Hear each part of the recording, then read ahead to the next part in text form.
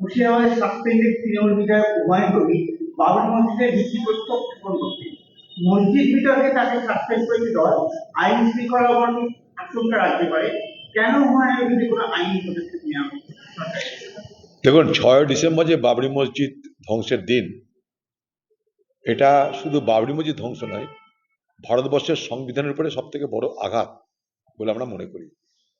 Congress party তাই প্রথম দিন থেকেই এই ঘটনার বিরোধিতা শুধু নয়, উত্তরপ্রদেশ সরকারকে সেই সময় আমরা ভঙ্গ করে দিয়েছিলাম, রাষ্ট্রপতি শাসন জারি করার পক্ষে ছিলাম।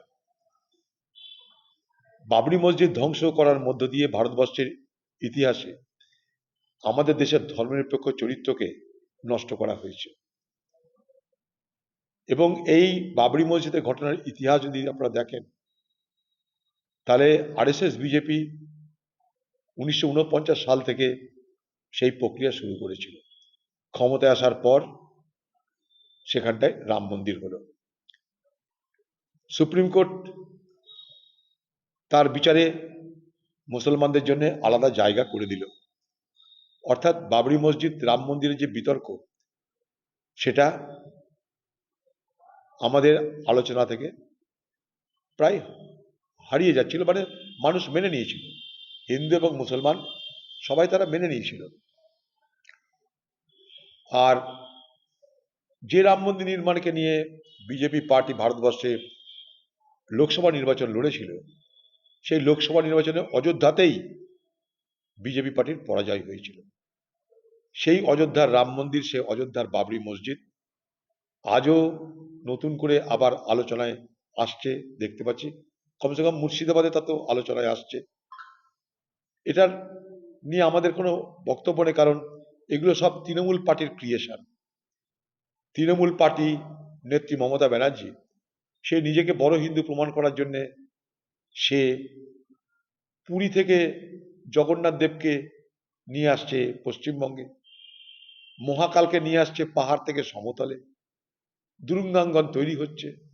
পথ দেখিয়েছে মমতা ব্যানার্জি, আর তার দলের এমএলএ সেই পথ অনুসরণ করে সেও বলছে যদি পুরী থেকে মন্দির নিয়ে আসা যায় দীঘার তটে, তাহলে আবার বাবরি মসজিদই বা কেন নিয়ে আসা যাবে না? কিছু বলার নাই, হাইকোর্ট বলেছে রাজ্যের দায়িত্ব।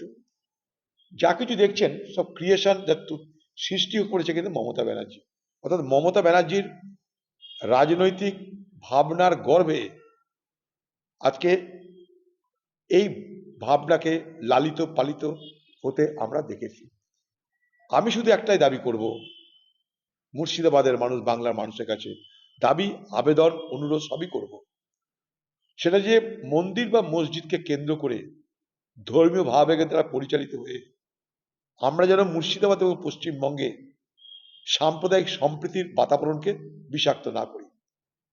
ধর্মপ্রাণ মানুষ তার ধর্ম পালন করবে, এটার মধ্যে কোনো আপত্তি কারোরই থাকতে পারে না, আমারও নেই।